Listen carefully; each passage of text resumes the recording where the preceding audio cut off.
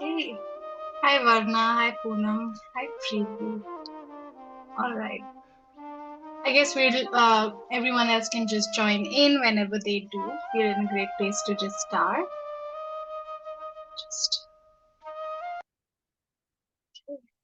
Again, thank you so much for joining us. We've been exploring a bunch of series on AI and what it means for embracing AI and emerging technologies in education. We're all super excited to learn about new topics. Scott is also here, so I'm just going to quickly spotlight him. Hi, Scott. All right. So as I was saying, just a little bit Hello, about. everybody. Hi, Scott. Thank you. Just quick introductions.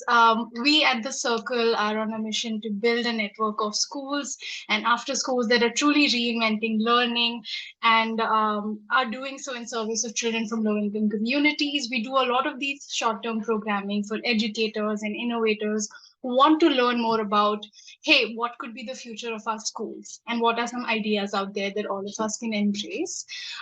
So we do that. This conversation is a part of it, but we also have a very exciting 2 year full time incubation program for entrepreneurs who want to do this wholeheartedly, are super passionate, and want to just go on that journey. Our applications for that actually opened up yesterday. So stay tuned to this session, and I can send you links for that application and other resources we have. We have Mike Peck, Michael Harvey, and Scott Meyer joining us. Mike Peck is the co-founder of Ed3DAO, which is a nonprofit organization dedicated to introducing millions of educators worldwide to the realm of emerging technology. They focus on leveraging Web3 and AI to reimagine education. Thank you so much for joining us. I'll just hand it over to Mike, and you'll hear more about our speakers today. Good morning, good afternoon, good evening. So wonderful to see you all here, and thank you so much for the introduction. It's my pleasure here to join you all today to talk about something really important. As a part of Ed3DAO, we are focused on onboarding educators and upskilling educators around emerging technologies and thinking about how they can impact education to enhance teaching and learning. And today, it's my pleasure to be here alongside two wonderful educators in their own right, Dr. Michael Harvey and Mr. Scott Meyer. And our topic today is using AI to support assessment and differentiate instruction. And some of the things that we really want to focus on today are some key questions, which include how do we use AI to differentiate learning? How do we use AI for assessments? And how do you use AI and different app builders to build custom assessments and lesson plans for your students? And again, it's my pleasure and my honor to be up here alongside these two wonderful educators, and I'll give them a chance to introduce themselves before we jump into our presentation for today. So let me start with Dr. Harvey, if you want to go ahead and introduce yourself, and then we'll kick it over to Mr. Meyer. Yes, namaste and tina koto, tina koto koto. I am Dr. Michael Harvey from Aotearoa, New Zealand. I live in Waiharikiki, Blenheim, top of the South Island. That's my back garden behind me, power shot there.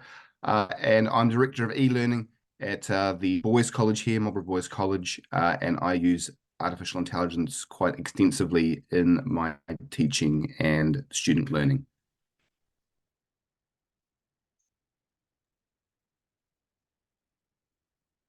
You want me to jump in, Mike? I can just take it. So, hey, everybody, it's Scott Meyer. I'm joining from Fargo in the United States. If you've ever heard of or seen the movie or TV show, that's where I live.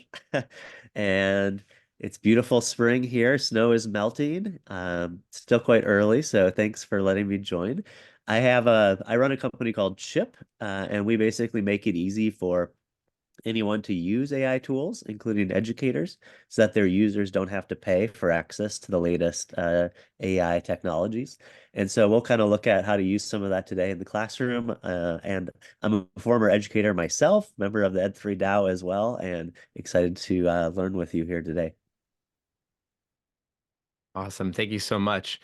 And just a couple of housekeeping things. First, I'll be monitoring the chat as the conversation continues on, and I'll be happy to highlight any questions for our speakers as we go and answer some of them along the way too as well. And the last thing I'd love to share with you is, today is going to be an awesome opportunity to learn more about AI in education, but we would certainly love for you to continue to stay connected through Ed3DAO, and we dropped the link into our website into the chat, so you can check us out there. We also have a wonderful conference coming up. We just announced all of our headline speakers this past week, and we will be giving away 25 free tickets. So we'll be dropping a free code to pick up free tickets for the first 25 individuals at the end of this session today. And so we encourage you to stick around. I'll talk a little bit more about the conference at the end. But until then, let me kick it over to Dr. Harvey to get us started with our topics for today. Okay, let's see if I can share my screen. Yep, that's as I can, so that's good. Okay, so hopefully you can all see my presentation. So yeah, looking at using AI to support assessment and differentiated instruction. So I'm basically going to give basically an overview of what I've been doing in the classroom, and also links to how AI can be used to support assessment and differentiating your teaching and your learning. So the first thing is, as we navigate the evolving landscape of education, AI emerges as a transformative force. AI refers to computer systems designed to perform tasks that typically require human intelligence, such as understanding natural language, recognizing patterns, and making decisions. And the focus of my talk is really around large language models, which we kind of truncate to LLMs. So in terms of differentiated instruction with AI, we can look at personalized learning paths, where the AI can analyze individual student performance to create customized educational experiences. So an example in the classroom that I use would be branching questions in Microsoft Forms, for example. Adaptive learning materials like AI systems providing resources that can adjust to complexity based on learning proficiency, ensuring appropriate challenge levels. So again, I use that in the classroom with Quizzes AI to create quizzes which adjust student responses. And finally, real-time feedback, where students receive immediate personalized feedback on their work, allowing for timely adjustment and support. So this is where the students themselves actually use the large language models to provide immediate feedback on their drafts of their learning. And in terms of assessment, we can look at automated grading, where AI can quickly grade objective assessments, freeing me, the teacher, to focus on more complex evaluations and able to walk around the classroom and focus on individual students. And again, that's thinking Microsoft Forms. Data-driven insights, where AI tools can track student progress over time, offering detailed analytics to inform instruction. So this is where things like Power BI and Microsoft Forms is quite powerful in the back end. And authentic assessment, where AI supports the creation of dynamic assessment tasks that measure higher order thinking skills beyond rote memorization, because I see a lot of AI generated worksheets out there. That's not really the power of what AI can bring. And again, that's using large language models to develop assessments which focus on critical thinking skills, okay, the higher ends of what we have in New Zealand, Solo taxonomy or Bloom's taxonomy, if you're more familiar with that. And finally, enhanced feedback, where AI can offer detailed feedback on student learning, highlighting areas of strengths and opportunities for the students to improve. And the students are encouraged to use large language models to provide feedback on their learning in real time. So incorporating AI in education enables to meet the diverse needs of our learners and provides a pathway to more equitable and effective assessment practices. So how do we do this? Well, the key to the effective use of AI, especially with large language models, is the prompt. We say the prompt is key. And the prompt model that I tend to use in my class to develop my resources, and also students I've taught them to use, is from Dan Fitzpatrick, a Scottish educator, and he's developed the PREPARE method. So the PREPARE method just breaks it down into the prompt. It's clearly defining the AI task with specific instructions. The role assigns a context appropriate to the role of the AI. So that's your role as an educator.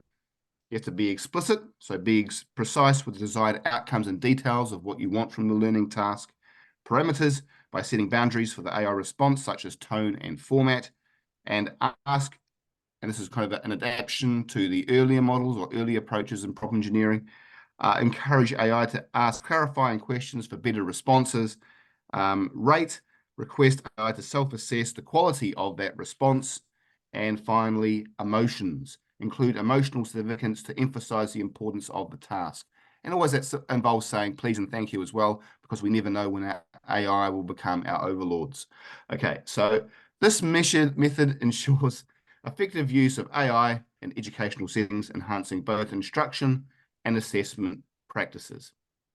So in terms of personalized learning with AI, we've got those tailored experiences where, as in the previous slide, the AI can analyze individual student data to create personalized learning plans.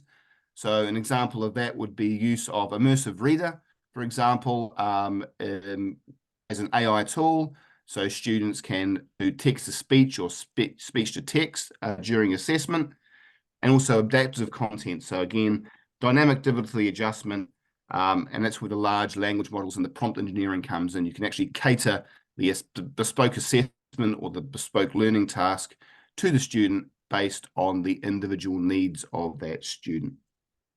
And that's your automated feedback and data-driven insights. So those AI capabilities support differentiated instruction and assessment, enabling educators to meet diverse needs effectively. And I think that's what Scott's going to be doing with you as well, around developing those kind of bespoke chatbots or our large language models, or using the large language models in that way. So in terms of choosing the right AI tools, for differentiated instruction and assessment with AI tools, I would highlight the key points in my own learning experience. Okay, so AI can help educators adjust instruction. So it's all about that prompt. So for example, for the role, you need to be explicit in that role. So I am a middle year teacher from Gujarat, for example, in India, and I'm teaching the Gujarat curriculum, for example, and focusing on those. And I wish to teach this lesson is about the higher order thinking skill of critical thinking or metacognition. So by putting those prompts in there, you're driving the learning task to be more advanced than what was previously imaginable in terms of lesson design. Then you've got adaptive assessments. So again, you're catering for individual students because the AI frees up that time to do that, okay? Because you can create multiple prompts for multiple students and therefore multiple assessments. And then you've got resource allocation.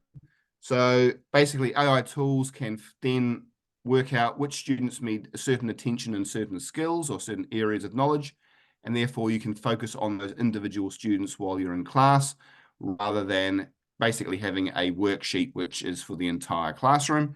And you've also got the idea of collaborative learning, the power of the classroom as well. Again, those soft skills like team building and working as a group, the AI can help facilitate that as well, while again, you're being the practitioner in the classroom, working one-on-one or in small groups with the students. And that's kind of the key to AI. It's basically remembering that the goal is to enhance the learning experience, not replace the invaluable human element in education. We don't want AI to replace us. We want AI to complement us and our humanity and our skills as humans, so that we can go forward together and have better outcomes for our learners.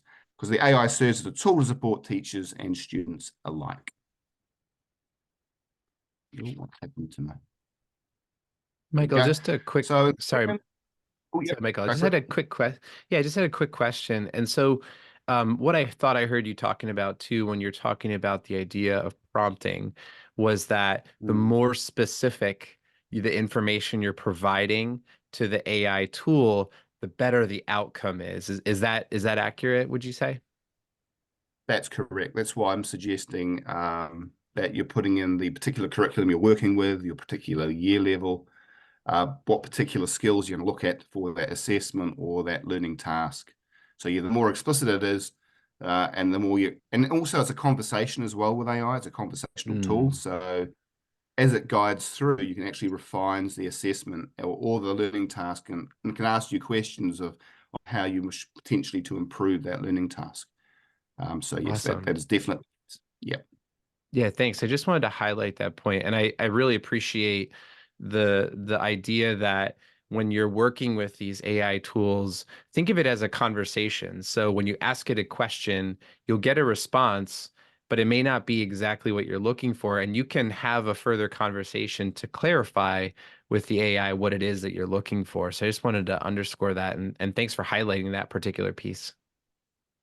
Yeah, I guess the second part of that conversation, I guess, is once you've gone past the prepare model, then you move into the edit phase, where you're then adjusting your responses depending on the response you get back from the artificial intelligence. A lot of my time is actually taken as a practitioner in refining those responses and refining the assessment. Just don't take what the AI gives you at first hand. I guess also my second hat is I'm a physics teacher, so AI actually isn't yet particularly good at doing physics assignments, I've discovered, especially these multi-step ones. So you, as an expert in the practicing of physics, then I can actually go and critique that. And so again, the human is integral to the conversation as well. It's not just the AI creating resources. So yeah, in terms of designing these enhanced lessons, so you can have AI enhanced resources. So that incorporates AI-generated content like summaries or questions to complement teaching materials. So you could have a teaching material like a PDF, and you can use the artificial intelligence to summarize that or explain that concept to your learners in terms of an age-appropriate level. You've also got dynamic adjustments again, where the user AI to modify lesson plans based on student interest, progress, and feedback. I've got quite a number of mountain bikers, for example, in my classroom. So all my physics questions are about mountain biking. So it kind of adjusts it to that particular audience to get them more engaged in their interests. That's also related to engagement techniques. So again, the interactive platforms. So employing AI-driven educational games or simulations to make the learning more engaging.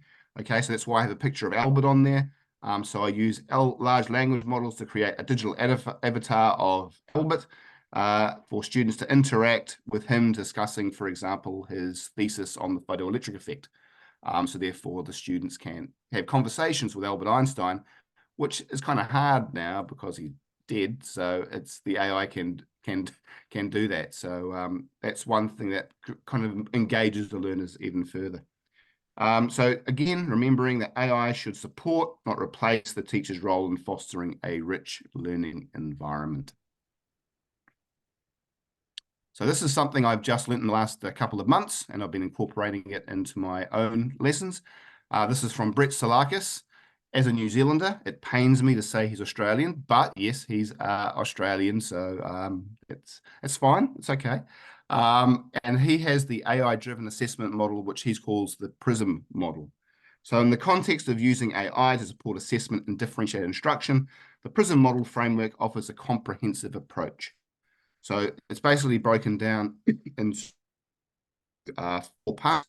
So purposeful part, which is the AI can help tailor assessments to individual learning goals, ensuring that they align with curriculum standards and specific needs of the student. So again, that's where your prompt engineering comes in. Then you've got to be responsive. So AI provides immediate feedback, allowing for real-time adjustments to teaching strategies and student learning paths. Then you've got integrated, so it combines the AI with traditional teaching methods to create a more dynamic and effective learning environment. So again, the human is at the heart of assessment and learning as well, okay, rather than the AI taking over. And secure methodology, which is particularly important, I think, especially in New Zealand, because we have Article 2 of Te Reti of Waitangi, which gives Māori protection over the taonga, and Indigenous knowledge is seen as a taonga, a treasure. So it ensures data privacy and security is paramount in integrating AI into educational practices.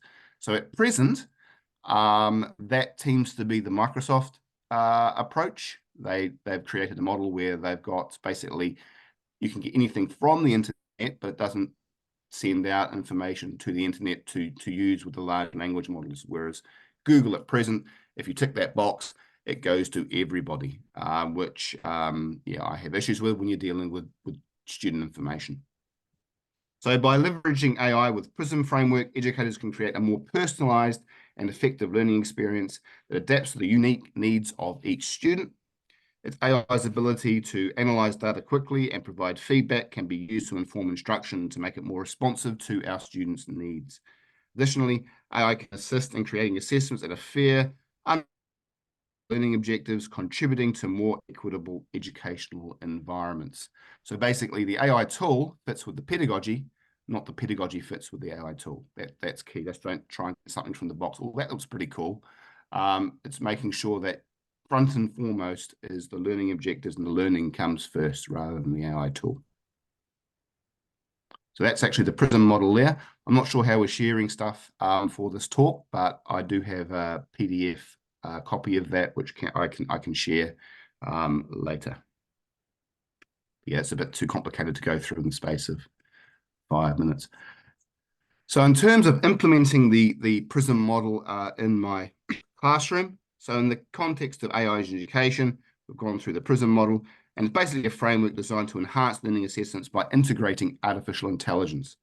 And here's how I've applied it to my own assessment. So in terms of differentiating instruction, it's tailored learning objectives to individual students using AI data analysis. So basically, particular students are weak in one particular topic.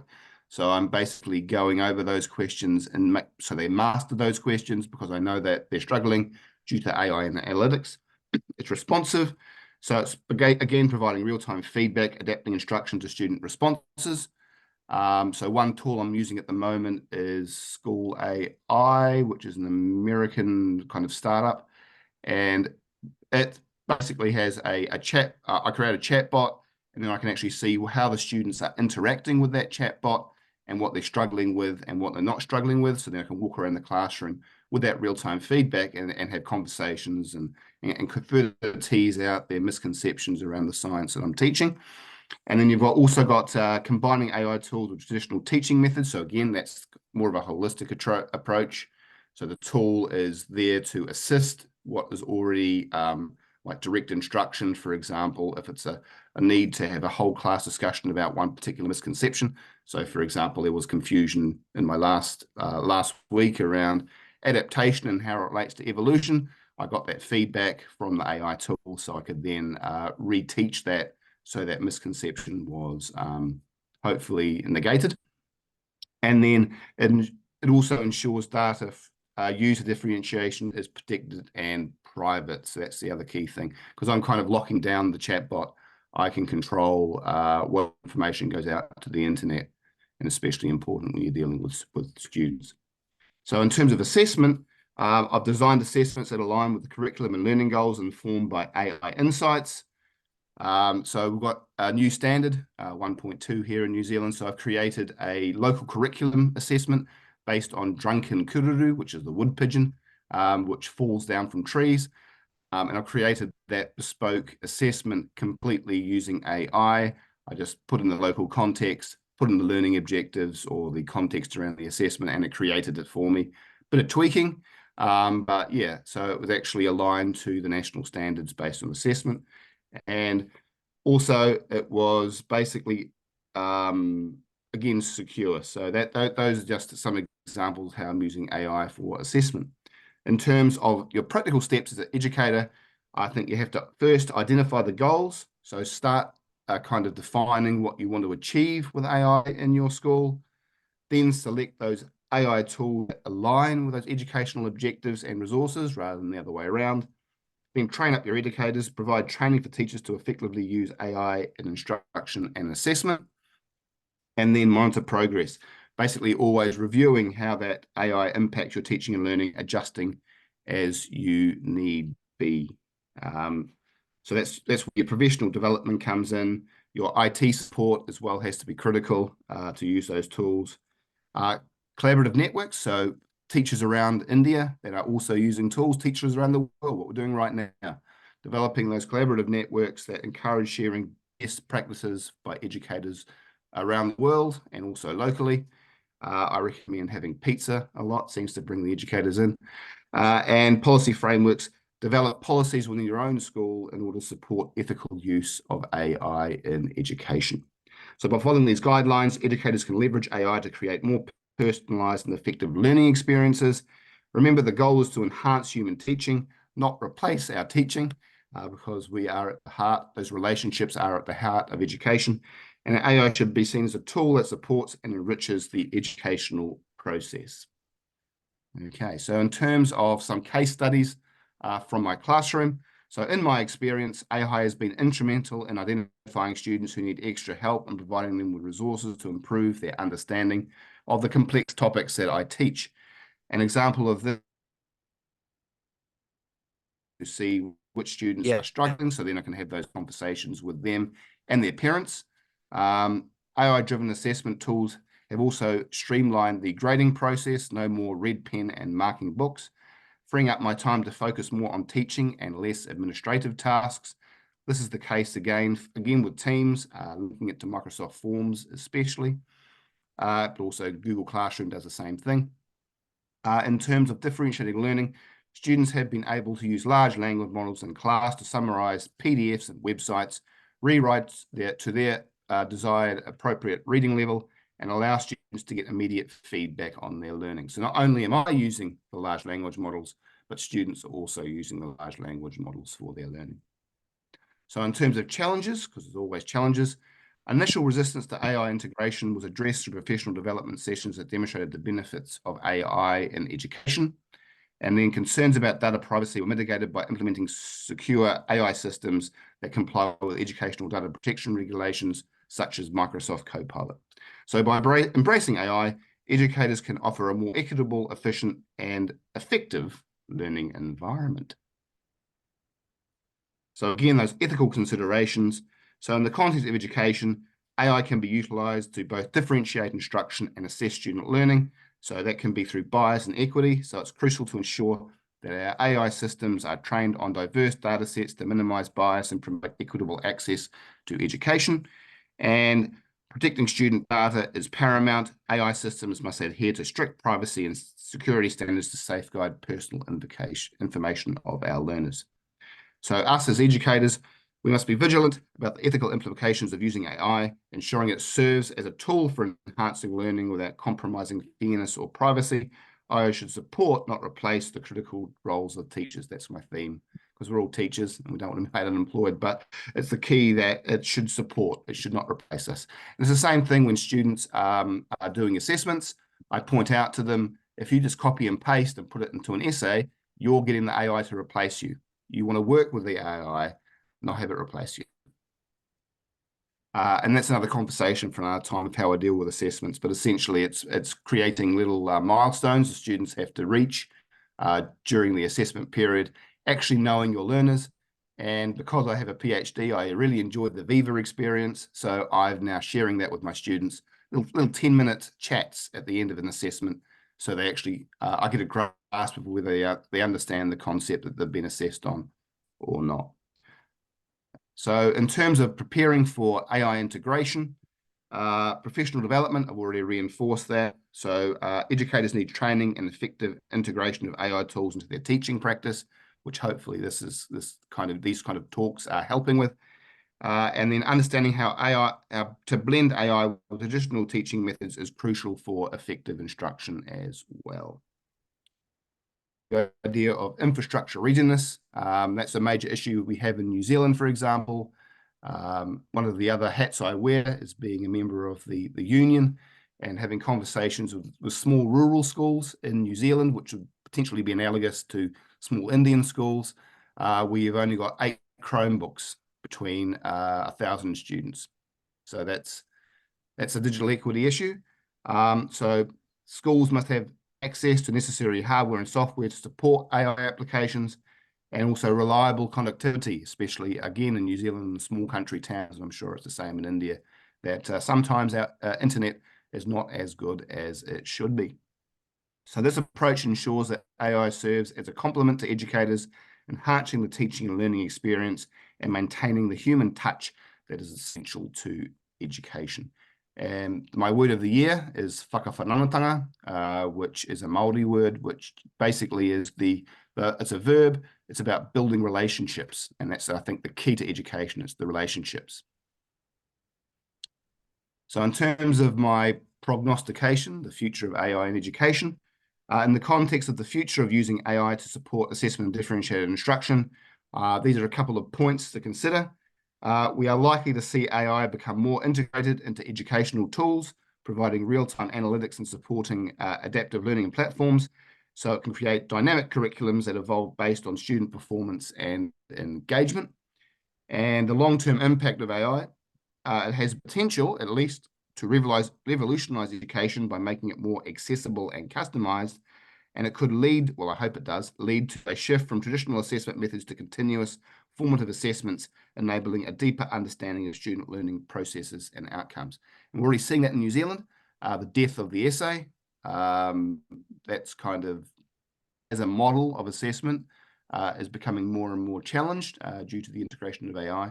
So it's the idea of students being able to also focus not necessarily on the academics, because knowledge, the AI can beat us hands down with, but it's those human context and human things that make us human that give us the edge over the AI that we need to enhance in our learners. So the idea of that empathy, the idea of problem solving, the idea of working as a group, those soft skills that are going to become key as we move into the future. So these points reflect the transformative possibilities of AI in education, particularly in the realms of personalized learning assessment. And AI's role as education is expanding, and its long-term impact promises to be significant if done well. But remember, we've got to put the humans at the heart. And so just in conclusion, differentiated instruction. So AI can personalize learning by analyzing student data to identify individual student strengths and weaknesses. It can tailor educational content to meet each student's unique needs, providing a more effective learning experience. And in terms of assessment, it can automate the grading process, especially for objective assessments like quizzes and multiple choice tests, which is exactly what I'm doing in the classroom. It can also provide immediate feedback to students, allowing for quicker adjustments and learning strategies for those students. So again, it's a metacognition. So students get feedback and then use that to think about thinking to improve their learning outcomes. And AI enables personalized learning paths, automates and streamlines assessment processes, offers rapid feedback for improved learning outcomes. And these points highlight the potential for AI to revolutionize both instruction and assessment, making education more adaptive and responsive to individual student needs. There we go. And that's just my little thing, just if anyone wants to get in touch to discuss anything further. There we go. So any questions, Mike, on the board? Yeah, nothing so far in the chat, and I want to thank you for sharing, a really nice high-level overview and talking about how AI can be used to really enhance what makes us human. I love that you highlighted that point. Often when we think about AI, it's very focused on the technology and how powerful it is and all these new things it can do, which is really great. But AI does not replace the teacher. It enhances the teacher. It can enhance the teaching experience. And so I really enjoyed that you highlighted some of that along the way. And I dropped in to the chat for everybody just a few takeaways that I had from what Michael was sharing. But we did have one question just come in, and one of the questions I think is around plagiarism. It says, how will we ensure integrity in student writing? And so I don't know if you had any thoughts on that, integrity in student writing. I've had long discussions with our English department on this. Yeah, so well, actually, I've had conversations with South American schools as well, and Latin American. So they've decided to go the route of using Turnitin. I would strongly suggest that that is a complete waste of money, because it's about 80% effective, so lots of false positives, and it hits those students who are neurodiverse, and also those who have especially English as a second language. And that's what we're finding at the moment with our Pacifica students, that it gets hit. So we don't use Turnitin anymore. So in terms of integrity of assessment, it's about knowing your learners and having those benchmarks in assessment. So having those conversations. So make a mind map for an essay, then what your leading questions for your essay are, maybe a first draft, which can be helped with AI. So the AI can assist the student with that, maybe getting some ideas around how they could possibly improve. And it's just a step-by-step process till we get to the final process. And at the end of that, I have a little 10-minute conversation with the students about what they've written and keywords, maybe key paragraphs, getting them to explain certain concepts. So actually, even if they used AI, if they can explain it without having their resource there, then they've actually shown learning anyway. So that's kind of where I sit in terms of authenticity of essays. It's really interesting that you described it in that way. I had a conversation with another educator who was talking about the same idea, and that is we focus often on the final product, like the final paper, and that final paper dictates the grade for the entire assignment. And what I heard you sharing was the idea that we go process over product. We're looking at all those benchmarks along the way. And the really nice part about AI is that it can also help with, like you were saying, the feedback loop, right? Like educators and students alike can use these tools to enhance the speed and the quality of feedback, because when you're in a classroom of 30 children, it's very hard to be able to give individualized feedback all the time to every student. And now we're starting to see these tools get to a point where they can start to help with providing that feedback. And so now we can look at the benchmarks. I love that you described it in that way. And I think that's a really important distinction as we're looking more at the process versus the product. So thanks for highlighting that. I had one other question just pop up in the chat here, Michael, and that is, can you suggest tools for pre-assessment, creating lesson plans for mixed ability classrooms, and maybe post-assessment? There were a couple I did drop in the chat along the way. I think you had mentioned quizzes, forums as well, Microsoft Forms. Are there others that stick out to you though? Well, I guess it's also using your large language models to create those bespoke assessments. And again, that's the power of the prompt. So be explicit with your role, making sure, because basically, because it comes from the internet, essentially lots of the resources are from very US centric, because that's where most of the information comes from. But if you can to then make it more explicit with your instructions that you're from India, this particular curriculum in India, your year levels, then the assessment becomes more bespoke. And I would also suggest that you're also putting in those asking the assessment to ask for those higher order thinking skills. I've just done that with my juniors. We've got astrobiology, and we basically created a assessment where the students are developing a strategy to go to another planet and developing their higher order thinking skills about, well, what kind of detectors do we need to find life? How are we going to survive on this planet? So it's kind of developing your prompt engineering. Maybe we'll take I this think- one Yes, last this- question. Oh, go ahead. I'm sorry. Yeah.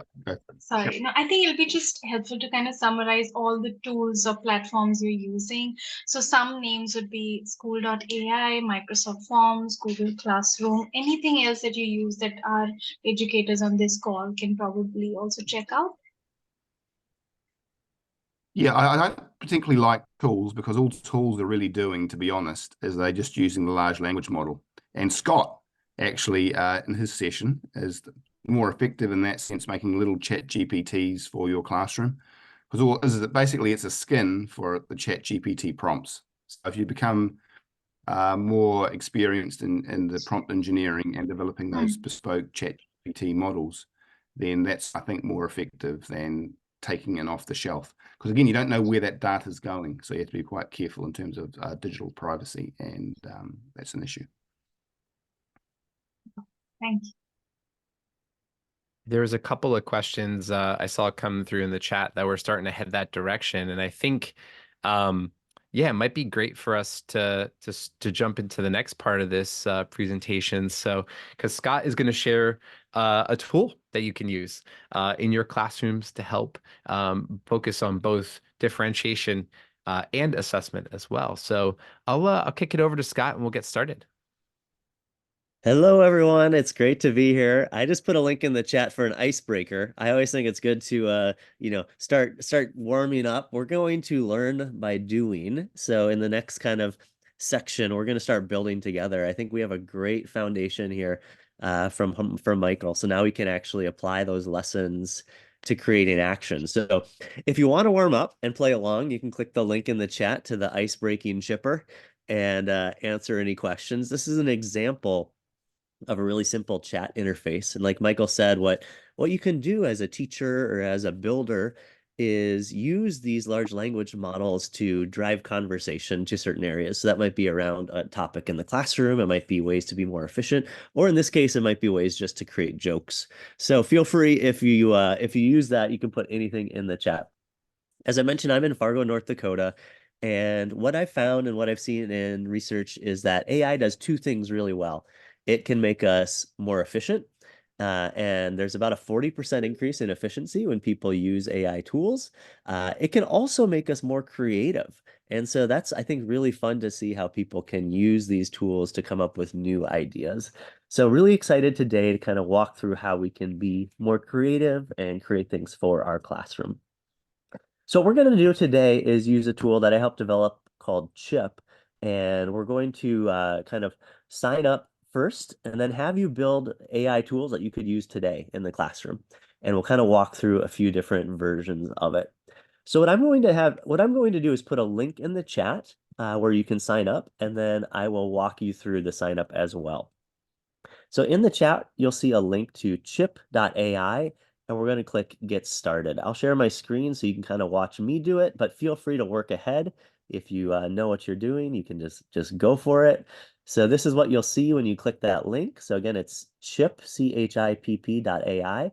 And when you get here, just click the Get Started. It's free. So this is going to help you create your account on Chip, which we'll use to build our AI tools today. You'll get a screen like this, and you can go ahead and sign up via email or via Google. Then you'll get an email to confirm your sign up. So I'm going to give you about 30 seconds to sign up, and I'm going to let my dog in because it just went outside, and then we will start building together. So go ahead and sign up, and then we can create our tools.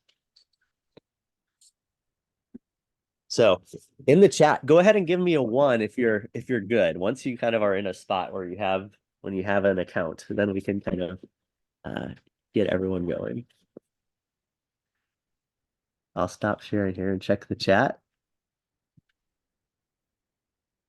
I'll wait just a second. So go ahead and in the chat, give me a 1 if you're there. Thank you, Samita. Great to have you. Got a few folks signing up here because then we're going to start building. So I want to make sure everybody has the tools they need to build. All right, we're starting to get a few 1s. Excellent. Excellent, excellent. All right, we'll wait just a few more seconds. And while we're waiting, one of the things I always think about with AI is what I call the AI sandwich.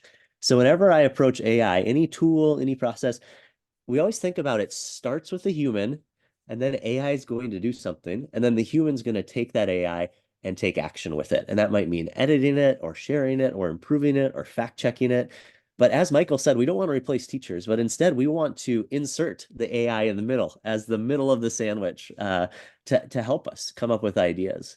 And so think about that as we use AI is you're going to start with a question. Like we said, what we learned about is a prompt. From that question, AI is going to give you an answer, but then you still have to take that answer and improve it, right? So I think sometimes people are disappointed that AI doesn't just give them exactly what they want. And that's why students get in trouble maybe is they copy the first thing and just paste it in.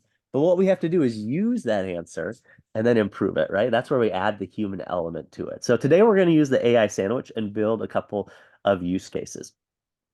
So it looks like we got a lot of people signing up and getting things going. So what we're going to do first is we're actually going to build an AI tool, And I'll first show you, and then I'll let you go ahead and do it. So I'll share my screen here, and you can follow along on your side. So once you're on Chip, you might already have an application, but you can click on Applications on the left. So an application is just a chat. So like Michael said, we might have different applications for different uses in the classroom, different projects. So you can just go ahead and click on Applications on the left, and you can follow along. But what I'm going to do is do a simple productivity tool. So I'm going to go to one that's called Email Example, and I'm going to give you the chance to build this as well. So on Chip, we have kind of two steps. We can design it, so name it and put whatever color you want. And then the main part we're going to work on today is the build section. So on the build section, we're going to flip it to prompt. So just like Michael said, a prompt is just a question. And we're going to use, Michael mentioned the framework Prepare. I'm going to give you a little bit simpler version today just to make it easy. I call the RIPE framework, R-I-P-E. And this is the same thing that Michael said. So with the RIPE framework, we're going to always start with a role. So when we ask a question, you are a professional teacher writing an email to your colleagues to better communicate. And then we have our inquiry, that's the I. Start by asking me what I should write about and any details, ask when I'm done, and then write a professional email. And then the P of the RIPE is the parameters. So keep it as short as possible and sign it from Scott Meyer. And then if I have an example, I can put it there. So what I'm going to do is put this this prompt into the chat. And in just a moment, we'll have you go ahead and build it. So here is my prompt that I'm using in this example. And you can see here that I can just click this chat here on the right, and it'll start writing my email. It'll start asking me questions. So I can test it here, and then I can always share this. I can just grab the share link, and now I can put this chat into Zoom for you. And let's see if I can find the chat. So I can give you the link now, and you can all try it out. So here's my email tool with the prompt above that will start writing emails. So you could see how someone in your school, maybe you, would create this. You could give it to all the teachers if you wanted, or just use it for yourself, and now everyone can create emails. But what we want to do is empower you to build your own chat, right? So what I would encourage you to do, if you're feeling brave, click on the Build tab. Remember, you can click on Applications and New Application, and you can go ahead and create, Scott's email tool. Whoop. Yep. I'm going to shut off monetization, so it's free to use. I misspelled that, but that's all right. We'll just keep going. So now it's creating my application. And now what you can do is just copy what I gave you and edit it however you want. So you can go into that Zoom chat, copy that prompt that I gave you, and just put it in the build section. And again, we flipped a prompt and we put in that. Oh, forgot to copy that. And now I'm building my tool. So what I want to do is give you just 2 minutes to try to build your own tool and then share it in the chat. So again, you can take my prompt if you want. You can edit it, or you can just exactly redo it. And then when you're ready, you can just click share and share that link in the prompt. So let's give you 2 minutes.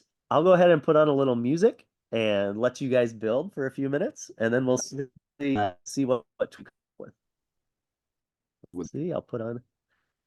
And I don't know, Mike, if there's any questions, you can take those, or we can just start here. So no questions at the moment.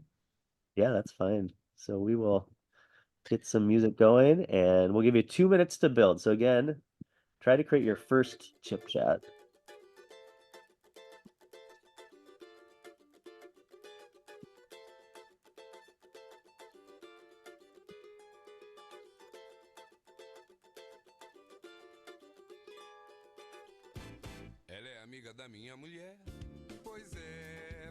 If you get stuck, just go ahead and ask questions in the chat.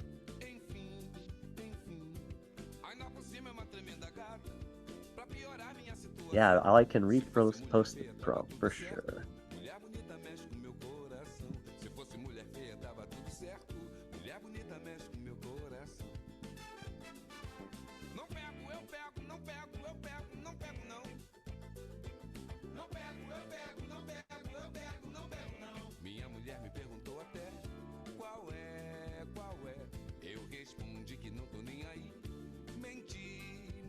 So as you put the prompt in, obviously you can change any element, right? So maybe you're talking to people in a certain grade. Maybe you want it to write more friendly. Maybe you want it to add emojis.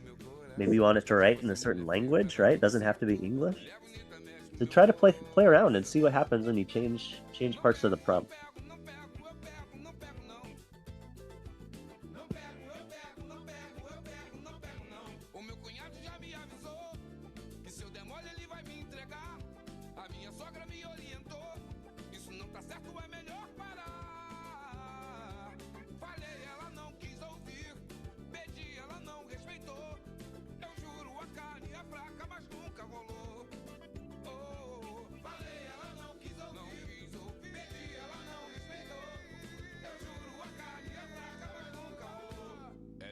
Well, while we're building, if anyone's brave and has something either built or feedback, would love for you to unmute and just let us know if you hit a wall. You can let us know, or if you did something that worked, that would be great as well. This is Aarti here from India. Just curious to know which LLM it hits when the prompt is created. Can you know that? Which LLM? Is that what you asked? Yes. Yeah, great question. So we actually do use ChatGPT 4. So that's a great way for you to access, the best version of ChatGPT without paying. So one of the reasons why we built Chip is because if you build a custom GPT right now on ChatGPT, everyone who uses it has to be a paying user of OpenAI. But on Chip, anyone can use it. So for a classroom, obviously, you're not going to have the students all pay for those accounts. That'd be very expensive. So for a teacher, that's a good way for them to access that. Thanks. One more question which I have, because I've tried creating lesson plans for differentiated instruction using Vertex AI. And I used all these prompt engineering to keep my character on all the roles that RAP kind of different aspects I considered. But what I see every time when I hit the prompt is the output differentiates every time. The lesson plan is very exhaustive when I create once. The next time it was very concise. So is it like it depends on the way in which I write the prompt, or that's how the AI tool behaves for today? Do I have a way to control that? Yeah, definitely. So that's the parameter part of the prompt. So you definitely want to tell it how you want its output. And one of the secrets is the example. And if you have an example of a great lesson plan or a great email or a great whatever strategy document, like whatever you're doing, AI is really good at mimicking what you've already done.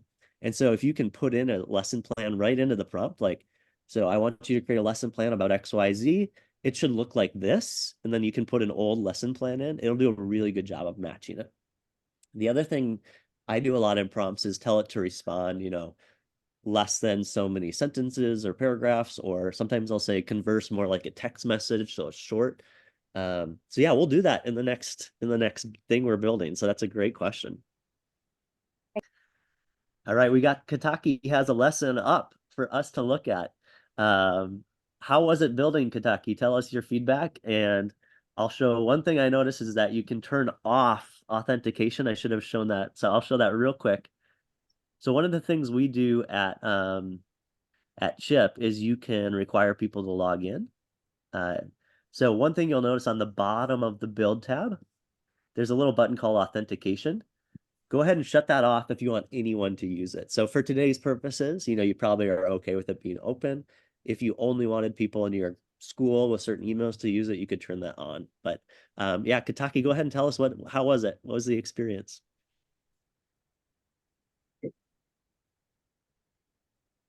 If you're brave enough to share. Yes, I tried it. I went on the website, I tried it, but I'm not sure till this moment that with whatever I've created is correct. So just can you help me to whether it is correct or not? Yeah, Tell for me sure. whether it is correct or not. Yep, I'll go ahead and sign up here, and we'll show everybody. So the nice thing about AI is there's no correct, right? Like this is all iterative. So anything that doesn't feel right, you can go ahead and change, and then you can go use it. So I'll log in here, and then we can check out what Kitaki built, and then we can get feedback. So let's share our screen. What's his page not found? Let's see. Yeah, it looks like that link didn't quite work. I'll try it one more time and see.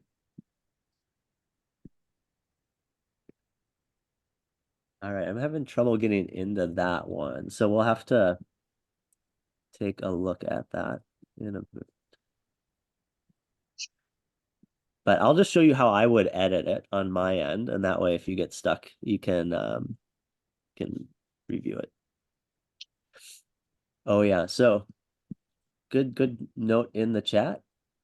One thing we also do is able to my version.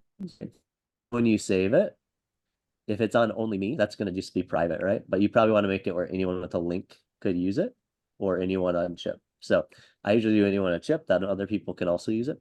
But what I would do is, after I save it, I would go in here and I would create a conversation starter, something like let's go. And then I would just test it out. And so when it goes here, if it feels like it's wrong, I can go right into my prompt and edit it. So let's do an email about a webinar, about our upcoming webinar, right? And I might feel like, oh, this isn't very fun. And so what I'm going to do is go over here and say, you're a professional teacher writing concise emails. I'm going to say use emojis to make it more fun, right?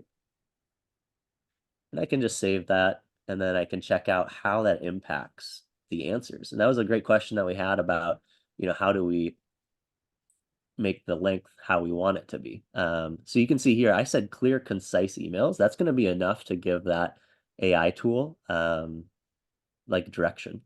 So I'm just going to go ahead and refresh. Now we have our emoji in there. And so now you'll see when I am getting the answers, it's going to be different. So we'll say like webinar, something like that. And so let's go ahead.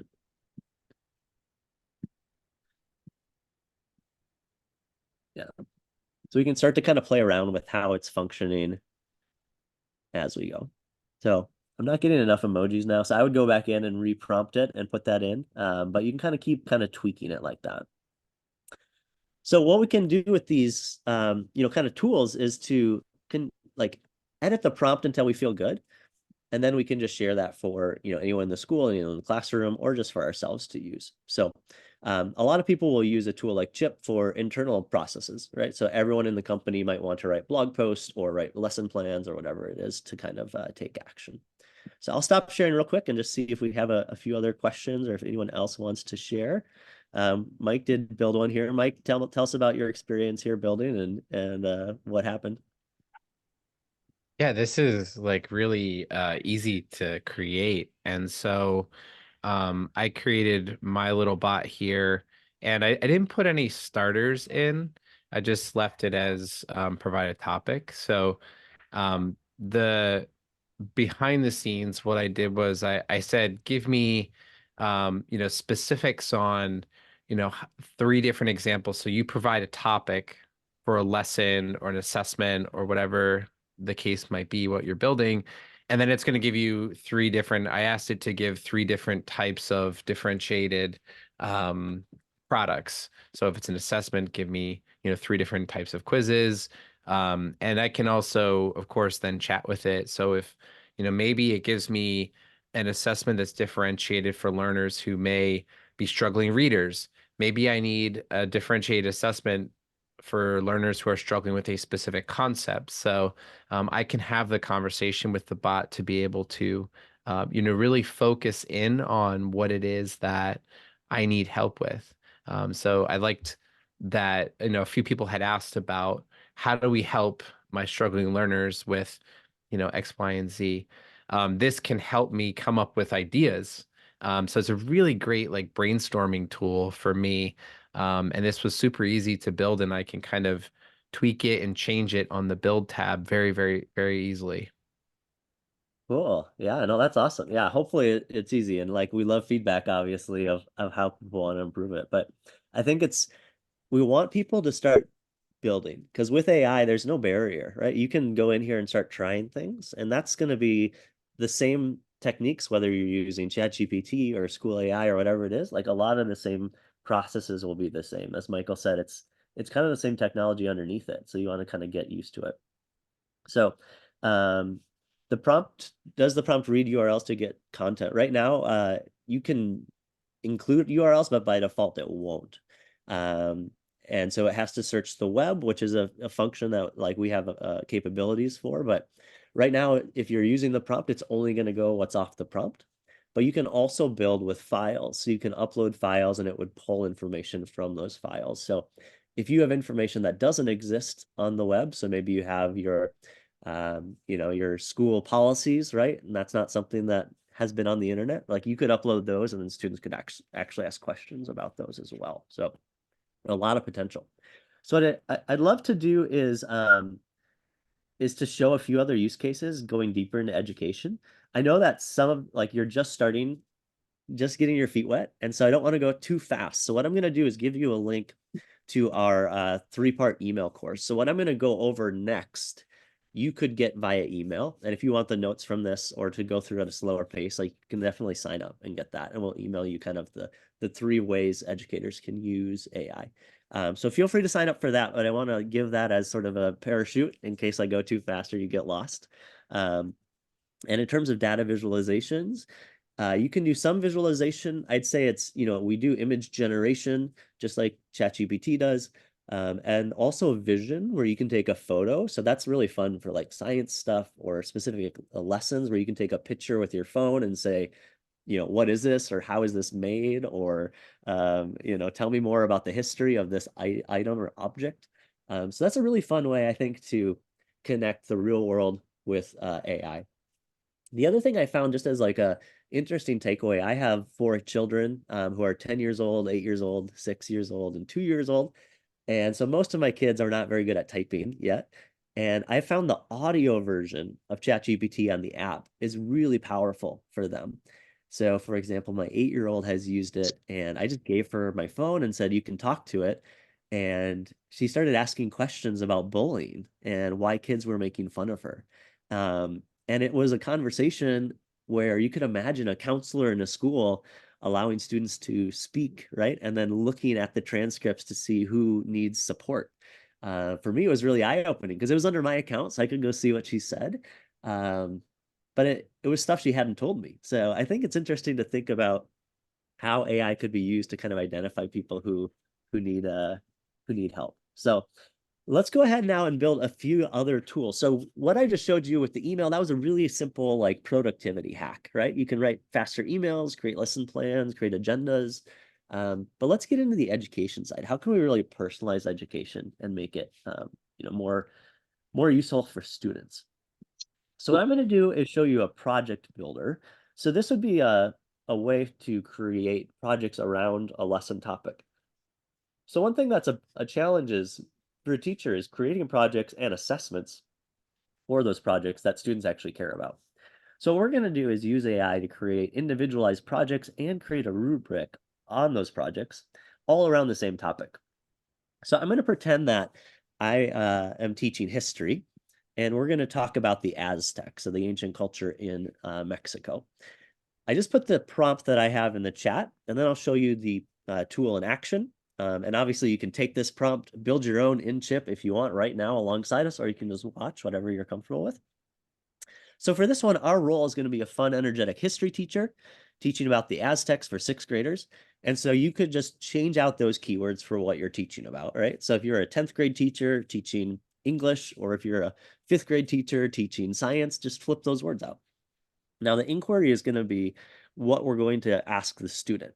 And what you'll notice now is we're moving from a single action, like write me an email, to actually eliciting information first and then giving an answer. So I call this step prompting, which is basically you have steps before you give an answer, because we want to hear from the individual student what they're interested in and then give them a project to do. So in this case, we're going to suggest Aztec history and ask which one interests them. We're going to wait for them to pick. Then we're going to suggest 3 projects, let them pick which project they want. And then when they choose an area, we're going to give them an outline of how to do it and how it'll be graded. And then our parameters, we want it to be a project they could do in 60 minutes or less with common materials, right? So let's go ahead and show you what this looks like in action. And again, if you're building alongside me, you can just build your own project builder. So I'll put the link to the project builder in the chat, and I'll use it, but you can also use it on your own, right? So this is all very, hopefully, quick to build and explore with. So I'll share my screen and we can build a project on Aztec history, and then you can kind of see or imagine different lessons. All right, so let's see, we'll go to our project builder here. Create a fun history project for our Aztec unit, and let's go ahead and get started. So I'm a student now. You share this with your students, right? It's free for them to use. And it says, let's get started. The project builder is going to think, and it says, here's a few areas about Aztec history that you might be interested in. So as a student, I could decide, which of these things that we've talked about am I more excited about? I'm going to go ahead and do culture. So we'll put that in, and then it's going to give us some project ideas. Now, one of the things I like to do is make sure that the AI encourages students to come up with their own ideas, as well as suggesting topics. So I always tell it, suggest 2 or 3 topics, or ask them to put in their own. So let's say we could do a comic strip. We could create a rock replica. We could create a feast project with cooking. So let's do the feast project. Sounds kind of fun. Again, this is all generative, which means it's generated, right? It's not Google, it's creating it as we go. So here we'll put in our feast project, and now it's going to give us, the step-by-step on how to do this. So we just need paper, markers, and a computer. We're going to research, create a menu, describe the dishes, and present it, and we'll be graded on our research, creativity, and understanding. And then the student can go do it, right? And then if we wanted to, for the teacher, we could even create points and a rubric for it. So like we could say, what's a good rubric for this project? And we'll see what it says. But this is a really fun way where you could have, individual projects about the topic you've taught about, and you're going to have, really personalized learning then around the thing that they kind of take ownership in, right? So here it goes, really nice rubric for me on each of those pieces with points. So as a teacher, I not only am allowing the student to create the project, but then the rubric for each of those can be generated to match, right? So I don't have to pre-create. So that's just kind of like an easy example of how to personalize a lesson, I think, and give students the power. And I think that's really exciting about AI, is letting students choose. So I'll take a look at the chat here and see if anyone's building anything. Go ahead. Yeah. Yeah, I just a couple things that you had just mentioned that I think we're actually asked about earlier. One thing that's really interesting is that these AI tools, they are predicting when you ask a question or you typed in a prompt, they're predicting what it thinks you want to hear. And so someone had asked earlier, or had mentioned, I might get 2 different answers when I put in a prompt that's similar to each other. So what you type in definitely leads to a specific output. So depending on how you ask the question, the details you provide it, like Michael had mentioned, if you're very specific, it'll give you better results. And so really depends on what you ask the AI as to what you get out of it. But even if you ask a question in a similar way, sometimes you'll get different responses. And, just for me personally, as an educator, right now, as leading my teachers who are putting in place AI, one of the things I like to share with them is that it's a really great brainstorming tool. It's a tool that allows me to quickly generate a whole bunch of different ideas. And I loved this particular application where, you're giving the kind of control to the learners or the educator to be able to generate this information very quickly. So just a couple of things I wanted to highlight and mention there. Yeah, no, that's great. And I think, we're all learning together. So if anyone here creates a version that you really like, share it, right? Because that's the beauty of these, is you can take my prompt, the question that I created, flip out some of the words, change the unit topic, change it to a different language, whatever, and then you can go. So I think that's the power of AI, is now you don't have to rely on what the curriculum builder put in the textbook, or what you created earlier in the week, or what you created last year and you're going to reuse, right? So I think that's really exciting. And I think the flip that I've seen that's really exciting is I think a lot of the AI tools we've probably used, like say ChatGPT, I think about them as single player mode, one person. They're really good if you're asking questions yourself. But I think to use it in a classroom, you almost have to flip your mind where you're asking the student for information first and then creating a project or a lesson based on their answers. So that's, I think, a little bit different way to think about it. But what I've realized working with people is not everyone knows how to talk to AI, right? A prompt, even though it sounds easy, it's kind of like when we first used Google and we weren't quite sure what to type in. And so I think for your students, you almost have to make it like a conversation so that they give the information that's needed really easily. All right, should we do one more, Mike? How's our time? We're good? We want to dive in? Cool. Yeah, I think we have a few more minutes yet before we Yeah, want to take some I'll just Q&A do- time. Yeah, I'll do one more, slightly more advanced one. So we have, the project builder, which is working with students, but we also want to create resources that can kind of create whatever a teacher or student wants, not just about the Aztec unit, but about any unit. So I'm going to put a prompt in that's for a general tutor. It actually is telling me that it's too long for the for the Zoom chat. So let me grab parts of it and then see if we can get this. So I'm going to put a couple parts into Zoom. So what you're going to start seeing is like these prompts can get fairly long. And in this case, we're going to give it a little bit more direction because we want it to do a lot of different things. So the first part, the role and the inquiry, we're going to have this one be an AI tutor, and the students are in grades 4 to 6. So we're kind of adapting to those levels. And then the job is going to be assist them in creating an understanding of the topic. And it could either be a course or a module or an activity or a project or an assessment or a learning context. So we can really give it like a wide variety. But what I'm going to do with this one is to give it a little bit more direction on whichever type of content we're making, I want it to respond certain ways. And so the next thing that I do after kind of that first bit is give it specific how-tos. So here's an example. So in this case, I'm going to put, if you're doing a chat, make sure you do these steps. Always greet, respond to previous messages, ask what they want to learn about, ask one at a time. So what you'll see is, I think about AI as like a puppy that really just wants to make you happy. And the problem that I see is that it wants to start right away. And so a lot of times in my prompt, I end up being like, don't answer until they do this, right? Or ask one question at a time, or ask really short questions, or do this before that. So you really have to almost hold it back because what it wants to do is just give you the answer. And that's why it also hallucinates or gives fake information, is because it's trying to make you happy. So make sure you ask what I call step-by-step prompting. And a lot of times this is called multi-shot. So instead of one question, you have a lot of small questions over time. So break it down as much as you can. I'll get a link here to this prompt. It's a little bit long to put all in, but then if you sign up for that email, we can you'll have the whole thing as well. So I will, let's see, open this up and we'll do, here's our AI tutor, and we'll share that. I'll copy the link. All right, so if you want to follow along, I'll use this tutor and I'll share my screen as well so you can watch or do it yourself.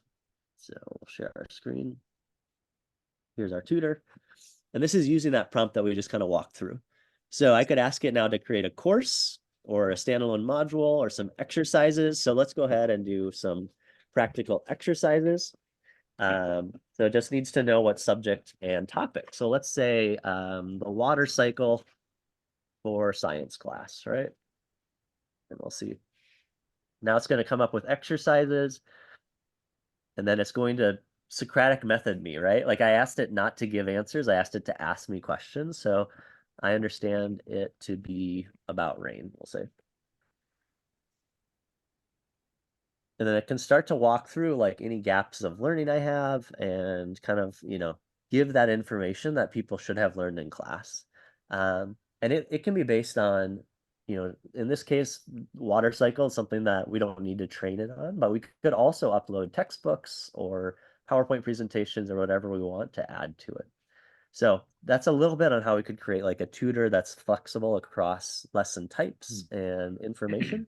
And I think the big takeaway here is just you can build these to be anything, right? And so you can try it, is what I always say. I refer to it as the 5-minute method. Like you should try it and then apply it. And then once you have something that you like, amplify it, like share it with other people. And so I would just encourage you to try, get started. And I think, AI can really provide a lot of fun and a lot of personalized learning, which will improve outcomes. So I'll stop there, Mike. I think, I threw a lot at them. And if people have questions, we can kind of take those now, and then I'm happy to answer anything later on as well. So thanks for being here, everybody. Likewise, would agree with Scott. Thank you everyone for joining us. If there are some questions, happy to take some of those at this time. But while we are waiting for any questions to come in, I just wanted to share. So both Michael and Scott had shared one of the important things is that all of this is so very new to all of us, and it's really critical to find time and space to be able to connect and collaborate and network with other educators. And certainly events like this are very helpful to learn more and to start the connection. But I would certainly encourage you to check out our community. If you go to our website, which is ed3dao.com, I posted it in the chat. On our website, we have in the very starting point, the top of the page, there is a join button that will allow you to join our Mighty Networks community. This is a free and open community for all educators from across the world to join us. And in our learning community, we have several different places where you can go to learn about emerging technologies, including AI. Where you'll find great people like Scott and Michael who are jumping into conversations and sharing tools that they find, resources they've gathered, and things they've learned along the way in implementing these new technologies. And so, like Michael has said in the chat there, we're all explorers. And so, would certainly encourage you to hop into our community if you're interested in learning more about these technologies. So I was just going to check to see. Awesome. Thanks, Scott, for taking that question. It was, can multiple people use these tools and collaborate? And to that, certainly the answer is yes. So as far as our community, it is for educators only. So we don't have space available at this time for students. The reason being is we're really focused on our mission of educating educators. And so our materials and our conversations are really focused on how do we improve teaching and learning practices. So we would encourage all educators to join, but we don't have any student spaces at this time.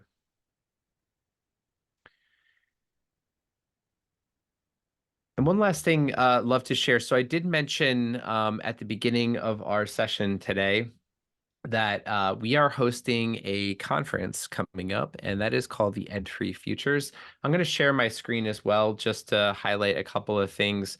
So our community is going to be putting on, this is our second conference. This is called the Ed3 Futures Summit. And this is a conference really focused on bringing together folks from across the education space, both teachers, school leaders, universities and higher education institutions.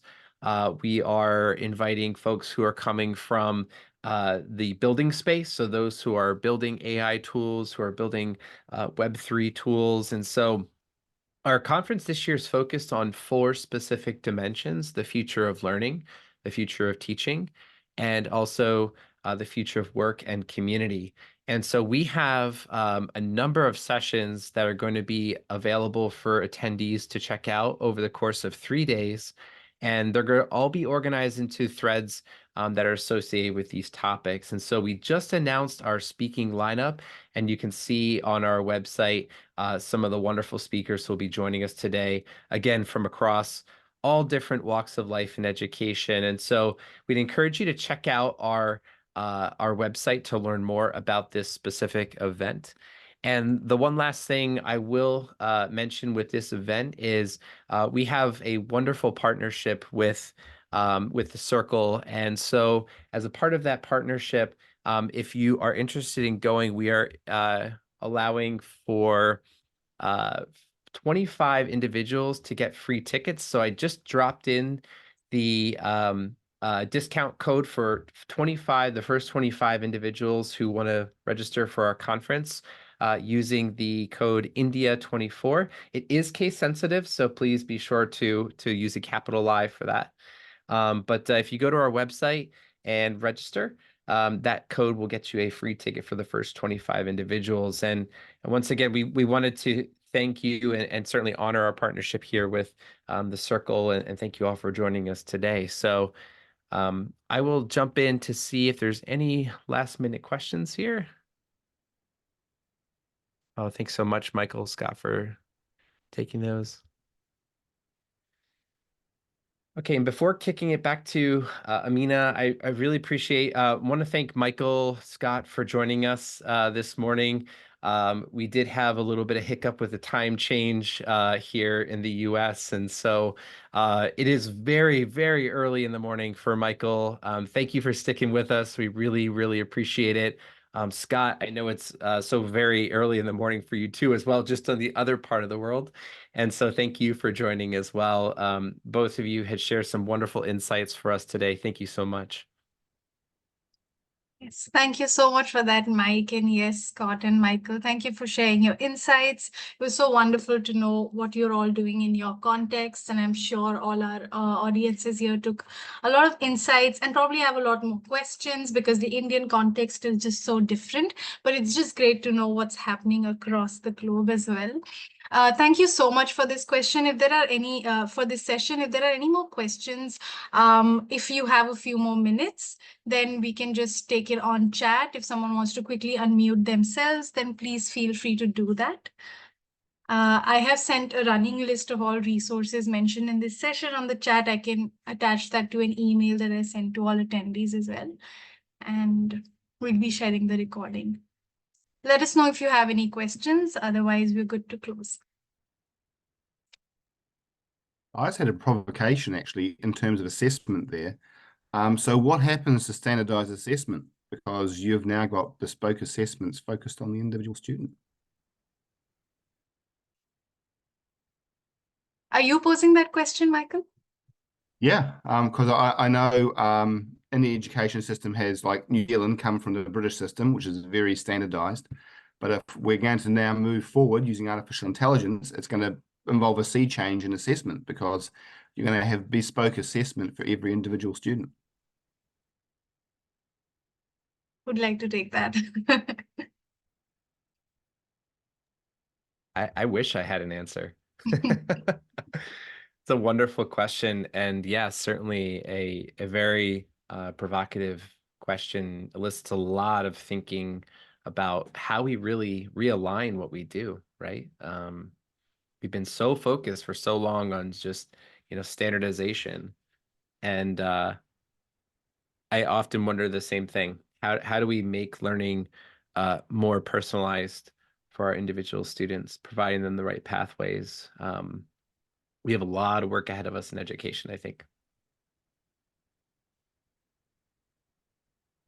Great. So we'll hold that question and see how that unfolds for us in the next few years. But thank you for surfacing that.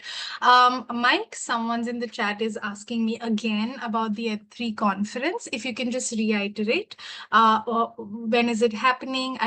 I can put in the code and the link again. Great. But just Yes. some more So context. yeah, so this is a virtual conference. I forgot to mention that. So it is being held in our 2D metaverse space. So it's going to give you an opportunity to not just go onto a Zoom call. You actually will be able to join and interact and move. It's a really, really wonderful experience. Totally different from some of the other virtual conferences that I've been to personally. So very interactive, very immersive, very engaging. And this is going to be held on April 19th through the 21st. Given the time zone changes, that might push it a day back depending on where you are in the world. And so the schedule is posted on the ed3futures.com website. Yep. And the free code, thank you, is India 24 with a capital I. So the first 25 to register will be able to join us. And we have 2 days. The first 2 days are structured and scheduled. So we have speakers who are going to be participating, kind of like our keynotes. They're called our Ed Talks. We have masterminds and learning labs, which are going to be more traditional sessions, and also some that are going to be very hands-on. And so we have a variety of different sessions there. And we also are going to have our last day is going to be a bit more unstructured and more focused on hands-on, informal learning, collaborating, networking with our unconference. And so that piece of the conference will really allow individuals to join and participate, really voting with your feet. So the focus is on educator agency, spending time focusing on what you want to learn on. And so we also will have some special guests. Mr. Meyer will be joining us again that day as well to talk more about how we can use tools like CHIP to build really awesome things for our students and also our fellow educators. Great. Awesome. Thank you so much for that. I think this is a very intense and informative session. I'm sure everyone's leaving with some insights and some questions. Just going to put the feedback form link here quickly for all of you to tell us how was the experience and what we can do better. And the link to our incubation that I mentioned at the beginning of the session is also there. In any case, let us know if you need any more information on what Mike offered as well as the circle, and you have my mail and we'll be in touch. Again, thank you so much for this session, Mike, Scott, and Michael, and hope to collaborate with you very soon again. Bye, you so much, everyone. Have a good evening. Bye, Avad. See ya. Thanks.